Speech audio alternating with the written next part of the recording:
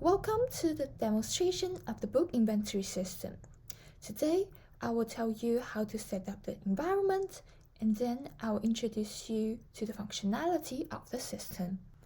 Without further ado, let's get started. So first, you want to set up the system. You want to clone this repository and install the npm. And then you want to go to the pgadmin to set up your database. So I'll show you how to set up the database. So first of all, you want to go to the pgadmin and click the download link and then choose whatever version suited for you. And then you will go to the pgadmin page. Go to the server. So create a server. I already have a server for myself. And then here for the database, right click it, create database. And then you want to put a name for the database. For example, I put book inventory, or you just put whatever name you want to put and click save. I already have a database created, so I'm not going to do it over. After this, you want to go to the login. So here's the login here. Go to the posters. So that's your username. Right click it, properties. Definition. You want to choose a password for your database, right? So you just enter your password and click save here. So this password and the username here, and then the database name you just created will be used when you set up the environment. So when you clone my repository, you will have a env file. So in this env file, you will want to update the database name. So whatever you entered, you will replace here. Password you just entered, and port by default it's 5432. And database user is posters. For me it's posters, but you can put whatever your posters SQL username is. And host, me, I just use localhost, so by default I put localhost here, but for you, if it's different, you can update here. Okay, and then you want to set up the database. So you want to copy this and then go to your book inventory database, click query tool, paste it here and run here.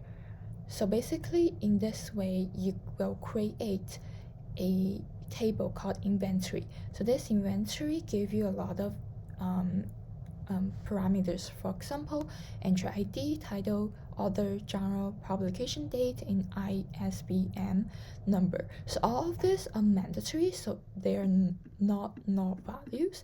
And for the ISBN and entry ID, they are basically primary key because you have to enter a different value for a different row. So let's say if you enter a different row for the ISBN, it will alert you that you have to, this ISBN number has already been entered. And you have to enter exactly 13 digits. For the genre, you have to choose a genre in those, right? Because there's a lot of different genres out there. We don't want to confuse people by if they enter the same genre but by minor differences. We don't want to confuse people. And then you click execute script. So basically this is how you set up the table. I already created a script here, so I'm not going to do it again. And then start the server, click npm started. Okay, let's see. This is my book inventory system, and then npm started. Npm started. Here, server is running, and then I can go to the application by navigating to the localhost in my web browser. Yeah, so this is basically how you set up the system. Now I will introduce you to the functionality of the system. So this is the interface. The background is a little picture I took outside of the Robert Library this year during the cherry blossom. This is my book inventory system. There's a two button here, add book and filter books. Filter books, add books. So let's start it by add books. Here you have to enter the title, author, genre, publication date, and ISBN. You have to enter out the entry, otherwise it will alert you that please fill out this field. I have already entered several data entry data here. Let me show you.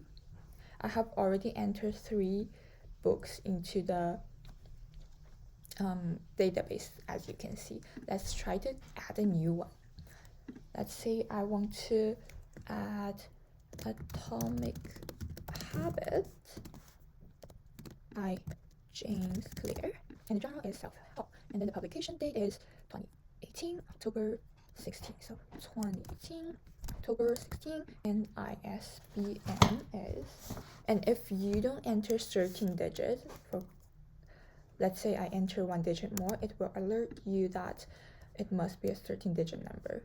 So let's fix it and add a book. Yeah, book added successfully. So let's check if we indeed add the book successfully. So we go to our database.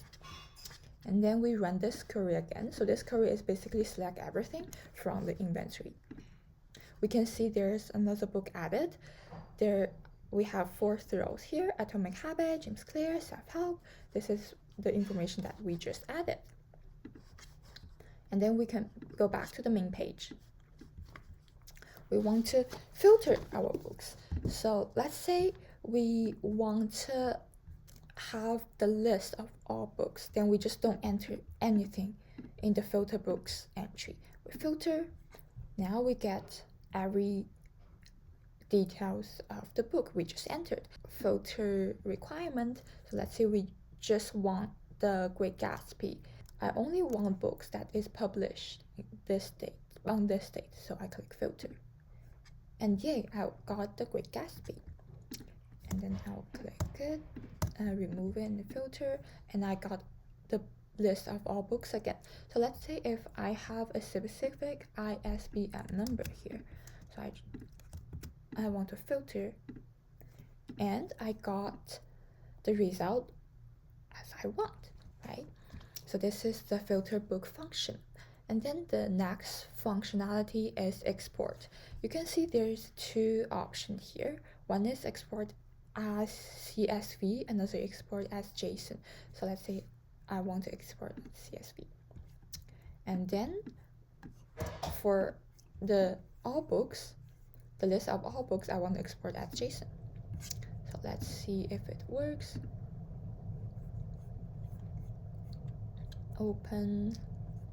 So yeah, this is a CSV file, and then we can check the JSON file. And this is a JSON file of the list of all books. So yeah, that's basically everything about my little book inventory system. Thank you so much for watching my demonstration.